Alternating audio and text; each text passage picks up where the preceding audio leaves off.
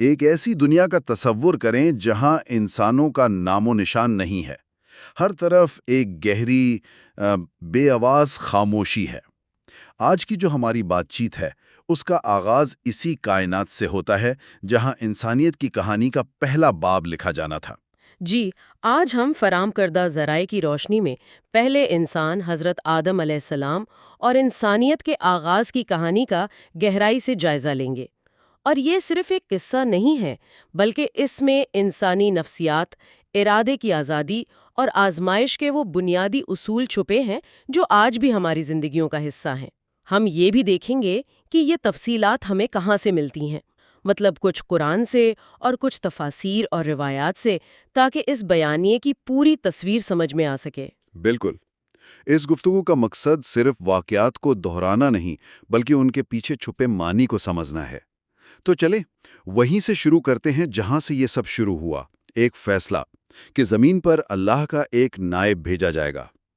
یہ خلیفہ کا لفظ بہت وزنی ہے نا؟ اس کا مطلب صرف جانشین تو نہیں ہوگا؟ بہت اچھا سوال ہے۔ خلیفہ کا مطلب صرف حکمران یا جانشین نہیں، بلکہ ایک ذمہ دار نمائندہ ہے۔ ایک ایسی مخلوق جسے ارادے کی آزادی دی جائے گی تاکہ وہ زمین پر انصاف اور توازن قائم کرے۔ اور جب اللہ تعالیٰ نے فرشتوں کے سامنے یہ ارادہ ظاہر کیا تو ان کا جو رد عمل تھا وہ بڑا دلچسپ تھا۔ جی، انہوں نے ایک سوال اٹھایا جو ظاہراً ایک خدشہ لگتا ہے۔ انہوں نے کہا، کیا آپ زمین پر ایسی مخلوق بھیجیں گے جو فساد کرے گی اور خون بہائے گی، جبکہ ہم آپ کی تسبیح اور عبادت کرتے ہیں؟ تو کیا یہ اللہ کے فیصلے پر ایک طرح کا اعتراض تھا یا ایک حقیقی الجھن؟ سمجھ کے مطابق بات کر رہے تھے۔ انہوں نے شاید پہلے کی کسی مخلوق کو دیکھا، یا پھر انسان کی فطرت میں جو آزادی ہے اس کے ممکنہ منفی پہلو کو دیکھا اور اپنا خدشہ ظاہر کیا۔ لیکن اللہ تعالیٰ کا جواب اس پوری گفتگو کا محور ہے۔ میں وہ جانتا ہوں جو تم نہیں جانتے۔ یہ جواب ایک طرح سے بتاتا ہے کہ فرشتوں کی سوچ جہاں تک جا رہی تھی، اللہ کا منصوبہ اس سے کہیں آگے کا تھا۔ اس میں توبہ بھی تھی، معافی بھی تھی، اور خود کو بہتر بنانے کا عمل بھی شامل تھا۔ اور اسی منصوبے کے تحت پھر تخلیق کا عمل شروع ہوا۔ حکم ہوا کہ زمین سے مٹی لائی جائے۔ روایت میں آتا ہے کہ حضرت جبریل، پھر میکائیل اور اسرافیل گئے لیکن ناکام لوٹے۔ یہ بات تھوڑی عجیب لگتی ہے۔ آخر مٹی نے فرشتوں کو انکار کیسے کر دیا؟ یلا مٹی کا جو مکالمہ ہے نا، وہ دراصل ایک استعارہ ہے۔ مٹی جو انسانی جسم کی بنیاد ہے، وہ گویا مستقبل میں اپنی اولاد کا درد محسوس کر رہی تھی۔ اس کی فریاد یہ تھی کہ مجھ سے بننے والے انسان گناہ کریں گے، عذاب میں مبتلا ہوں گے، اور میں ان کے جسم کا حصہ ہونے کی وجہ سے اس تکلیف کو کیسے برداشت کروں گی۔ یہ رحم دلی کا ایک پہلو تھا جسے فرشتے نظر انداز نہ کر سکے۔ لیکن پھر حضرت اسرائیل کو بھیجا گیا اور انہوں نے مٹی کی فریاد نہیں سنی۔ انہوں نے کہا، میں اللہ کے حکم کی خلاف ورزی نہیں کر سکتا۔ تو اسے کیا سمجھ میں آتا ہے؟ مطلب اطاعت اور رحم دلی، ان دونوں کے بیچ کا جو توازن ہے، اس کے بارے میں؟ یہ ایک بہت گہرا نقطہ ہے۔ حضرت اسرائیل کا عمل یہ ظاہر کرتا ہے کہ الہی منصوبے میں ہر چیز کی ایک وجہ ہوتی ہے، چاہے وہ ہمیں ظاہری طور پر کتنی ہی سخت کیوں نہ لگے۔ اور ان کی اسی غیر متزلزل اطاعت کی وجہ سے ہی انہیں ایک ایسی ذمہ داری سونپی گئی جو بظاہر بہت سخت ہے، روح قبض کرنے کی۔ جی، روح قبض کرنے کی۔ اور اللہ نے انہیں تسلی دی کہ ہر موت کا ایک سبب بنا دیا جائے گا تاکہ لوگ براہ راست ان سے نفرت نہ کریں۔ یہ ظاہر کرتا ہے کہ بڑے منصوبے میں ہر کردار کی اپنی جگہ اور حکمت ہوتی ہے۔ تو مٹی آ گئی، اور مکہ کے قریب ایک جگہ پر اس سے حضرت آدم کا جسم تیار کیا گیا اور اسے جنت میں رکھ دیا گیا۔ لیکن اس بے جان جسم کے ساتھ بھی ایک کردار کا رویہ بڑا عجیب تھا۔ عزازیل، جو فرشتوں کا سردار تھا۔ جی، عزازیل، جو بعد میں ابلیس کہلایا، اس وقت تک ایک بہت عبادت گزار اور اعلیٰ مقام پر فائز تھا، لیکن اس کے اندر ایک چھپا ہوا تکبر تھا۔ وہ آدم کے مٹی کے جسم کو دیکھ کر اس کا مذاق اڑاتا اور کہتا کہ یہ کھوکھلی مخلوق ہے۔ یعنی اس کا تکبر صرف سجدے سے انکار تک محدود نہیں تھا، بلکہ وہ تخلیق کے اس عمل میں بھی اپنی آگ سے بنی فطرت کی برتری جتانے کی کوشش کر رہا تھا۔ اور پھر وہ لمحہ آیا جب اس جسم میں روح پھونکی گئی۔ اس کے بعد تمام فرشتوں کو حکم ہوا کہ آدم کو سجدہ کریں۔ سب نے حکم مانا سوائے عزازیل کے۔ اس کا انکار صرف آگ اور مٹی کا تقابل نہیں تھا، بلکہ شاید اپنی ذات پر بھروسہ اور حکم الہی پر بھروسے کا بھی ٹکراؤ تھا۔ کیا ہم کہہ سکتے ہیں کہ تکبر کی جڑ اپنی منطق کو حتمی سمجھنا ہے؟ آپ نے بالکل صحیح پکڑا ہے۔ ابلیس کا جواب یہی تھا، میں اس سے بہتر ہوں، تو نے مجھے آگ سے بنایا اور اسے مٹی سے۔ اس کی دلیل منطقی طور پر شاید درست ہو، لیکن اس کا اصل مسئلہ یہ تھا کہ اس نے اپنی منطق کو اللہ کے واضح حکم پر ترجیح دی۔ یہی تکبر کی تعریف ہے، جب کوئی بھی مخلوق اپنی سمجھ کو حتمی سچ مان لے اور وحی یا الہی حکم کو رد کر دے۔ اسی ایک لمحے کی نافرمانی نے اسے ہمیشہ کے لیے راندہ درگاہ کر دیا۔ اچھا، جنت سے نکالے جانے کے بعد اس نے 2 درخواستیں کی: قیامت تک کی مہلت اور انسان کی رگوں میں خون کی طرح دوڑنے کی طاقت۔ حیرت کی بات ہے کہ یہ درخواستیں قبول کر لی گئیں۔ ایسا کیوں؟ یہ اس لیے تاکہ آزمائش کا میدان سج سکے۔ اللہ نے اسے طاقت دی، لیکن ساتھ ہی انسان کو بھی ایک ہتھیار دیا۔ توبہ کا دروازہ۔ جی، توبہ کا دروازہ۔ اللہ نے واضح کر دیا کہ تم میرے بندوں کو بہکا تو سکتے ہو، لیکن جو سچے دل سے میری طرف پلٹ آئے گا میں اس کے تمام گناہ معاف کر دوں گا۔ اس سے انسانی زندگی کا مقصد واضح ہوتا ہے۔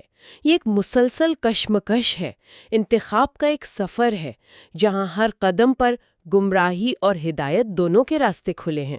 تو ابلیس کا باب وقتی طور پر بند ہوا اور حضرت آدم جنت میں رہنے لگے، لیکن ذرائع بتاتے ہیں کہ تمام نعمتوں کے باوجود وہ تنہا تھے، یہاں تک کہ جنت جیسی جگہ پر بھی انہیں ایک ساتھی کی کمی محسوس ہوئی۔ یہ انسانی فطرت کے بارے میں کیا بتاتا ہے؟ یہ بتاتا ہے کہ انسان فطرتاً ایک سماجی مخلوق ہے۔ تعلق اور محبت ہماری بنیادی ضرورتوں میں سے ہیں۔ خوشی بانٹنے کے لیے جب تک کوئی ساتھ نہ ہو، جنت کی نعمتیں بھی ادھوری لگتی ہیں۔ اسی کمی کو پورا کرنے کے لیے اللہ نے حضرت حوا کو تخلیق کیا۔ اور ان کی تخلیق کا طریقہ بھی بہت علامتی ہے۔ کہا جاتا ہے کہ انہیں حضرت آدم کی بائیں پسلی سے بنایا گیا جب وہ سو رہے تھے۔ اس کی کیا حکمت ہو سکتی ہے؟ اس کی کئی علامتی تشریحات ہیں۔ ایک تو یہ کہ عورت مرد کا ہی حصہ ہے، اس سے الگ نہیں۔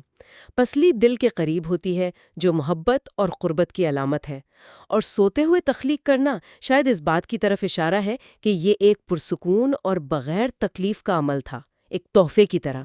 جب آدم بیدار ہوئے اور حوا کو دیکھا تو ان کی دنیا مکمل ہو گئی۔ اور پھر انسانی تاریخ کا پہلا نکاح ہوا۔ یہ بھی دلچسپ ہے کہ اس کا مہر سونا چاندی نہیں تھا، بلکہ آخری نبی حضرت محمد صلی اللہ علیہ وآلہ وسلم پر درود بھیجنا تھا۔ جی، یہ روایت اس تعلق کو ظاہر کرتی ہے جو پہلے انسان اور آخری نبی کے درمیان قائم ہے۔ اب وہ دونوں جنت میں ایک ساتھ تھے، لیکن ایک شرط کے ساتھ۔ صرف ایک اصول تھا، اس ایک درخت کے قریب مت جانا۔ آخر اتنی بڑی جنت میں صرف ایک درخت کی پابندی کیوں؟ کیونکہ ارادے کی آزادی کا امتحان ایک انتخاب کے بغیر ممکن نہیں ہے۔ اگر نافرمانی کا کوئی آپشن ہی نہ ہو تو اطاعت کے کوئی معنی نہیں رہتے، ہے نا؟ بالکل، وہ درخت دراصل ایک حد تھی، ایک نشانی تھی، یہ یاد دلانے کے لیے کہ جنت کی تمام نعمتیں اللہ کی عطا ہیں اور اس کی حاکمیت کو تسلیم کرنا ضروری ہے۔ تو جنت میں ایک مکمل خاندان کی بنیاد رکھ دی گئی تھی، سب کچھ بہترین تھا، لیکن اس کہانی میں ایک کردار ابھی باقی تھا جو اپنی شکست کا بدلہ لینے کے لیے موقع کی تلاش میں تھا۔ شیطان نے اپنا منصوبہ کیسے شروع کیا؟ شیطان کی چالاکی دیکھیں، اس نے براہ راست حملہ نہیں کیا، اس نے ہمدردی اور جذبات کا سہارا لیا۔ وہ روتا ہوا حضرت حوا کے پاس آیا اور اپنی محرومی کا ڈرامہ کیا۔ اس نے ان کی رحمدلی کو استعمال کیا اور پھر سب سے بڑا جھوٹ بولا جسے سچ میں لپیٹ کر پیش کیا گیا۔ اس نے کہا کہ اس درخت کا پھل کھانے سے ہمیشہ کی زندگی ملتی ہے اور اللہ نے تمہیں اسی لیے روکا ہے تاکہ تم فرشتے نہ بن جاؤ یا ہمیشہ یہیں نہ رہو۔ یہ تو ایک طرح کی نفسیاتی جنگ تھی۔ اس نے ان کی اس خواہش کو نشانہ بنایا جو شاید ہر انسان میں ہوتی ہے، ہمیشہ رہنے کی خواہش۔ بالکل، ہمیشہ رہنے کی۔ جی، اور جب انہوں نے پھل کھایا تو نتائج فوراً ظاہر ہوئے۔ سب سے پہلی چیز جو انہیں محسوس ہوئی وہ تھی شرمندگی، اپنے برہنہ ہونے کا احساس۔ یہ گویا معصومیت کے خاتمے اور شعور کے آغاز کی علامت تھی۔ انہوں نے فوراً اپنی غلطی محسوس کی اور مل کر دعا مانگی، اے ہمارے رب، ہم نے اپنی جانوں پر ظلم کیا۔ ان کی توبہ قبول ہوئی، لیکن پھر بھی انہیں زمین پر اترنے کا حکم ہوا۔ اگر معافی مل گئی تھی تو پھر جنت سے کیوں نکالا گیا؟ کیا یہ سزا تھی؟ یہیں سزا اور آزمائش کا فرق سمجھنا ضروری ہے۔ ان کی توبہ نے گناہ کا داغ دھو دیا، لیکن ان کے عمل کا ایک قدرتی نتیجہ تھا، اور وہ نتیجہ پہلے سے الہی منصوبے کا حصہ تھا۔ زمین پر اترنا سزا نہیں تھی، بلکہ اس خلافت کی ذمہ داری کا آغاز تھا جس کا ذکر فرشتوں کے سامنے ہوا تھا۔ جنت ایک ٹریننگ گراؤنڈ تھا، اصل امتحان تو اب زمین پر شروع ہونا تھا۔ اور زمین پر زندگی کا آغاز ہوا، انسانی نسل آگے بڑھی، لیکن پہلا خاندان بنتے ہی انسانی تاریخ کا پہلا قتل بھی ہو گیا۔ حابیل اور قابیل کی کہانی۔ اس جھگڑے کی اصل وجہ کیا تھی؟ اکثر کہا جاتا ہے کہ وجہ ایک عورت تھی، لیکن اگر گہرائی میں دیکھیں تو اصل وجہ حسد تھی۔ قابیل کو اس بات پر حسد تھا کہ اللہ نے حابیل کی قربانی قبول کر لی اور اس کی نہیں۔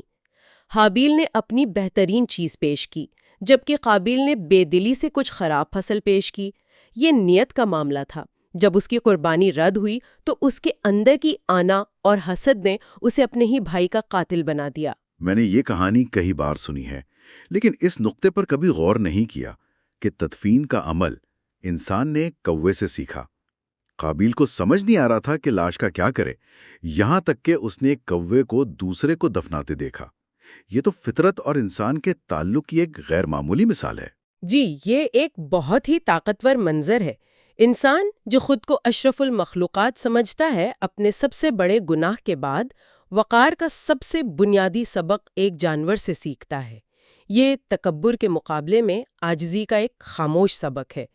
اس سے پتہ چلتا ہے کہ انسان کا سفر مسلسل سیکھنے کا سفر ہے، چاہے ذریعہ کوئی بھی ہو۔ اس واقعے کے بعد حضرت آدم بہت غمزدہ ہوئے، لیکن انسانیت کا سلسلہ آگے بڑھا۔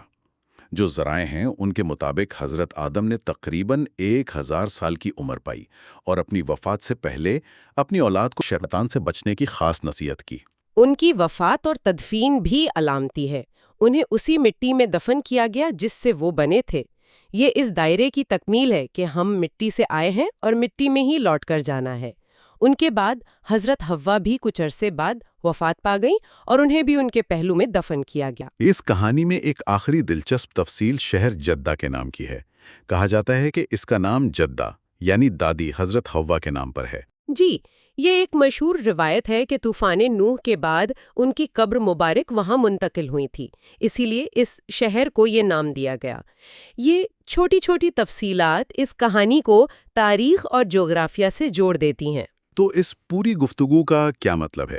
اگر ہمیں اس گہرے جائزے سے چند اہم نکات نکالنے ہوں تو وہ کیا ہوں گے؟ میرے خیال میں ایک تو یہ کہ انسانیت کا منصوبہ آزمائش پر مبنی ہے، دوسرا ارادے کی آزادی اور اطاعت کا کردار، اور تیسرا توبہ کی اہمیت۔ بالکل، اور میں اس میں ایک اور بات شامل کروں گی۔ یہ بیانیہ زمین پر انسانی تجربے کو محض ایک سزا کے طور پر پیش نہیں کرتا، بلکہ ایک موقع اور خدا کی طرف واپسی کے سفر کے طور پر دکھاتا ہے۔ یہ ہمیں سوچنے پر مجبور کرتا ہے کہ اس کہانی کے جو بنیادی عناصر ہیں، جیسے محبت، حسد، تکبر، توبہ اور جدائی، یہ صرف ماضی کا قصہ نہیں ہے۔ یہ آج بھی ہر انسان کی زندگی کی کہانی میں کسی نہ کسی شکل میں اپنا کردار ادا کر رہے ہیں۔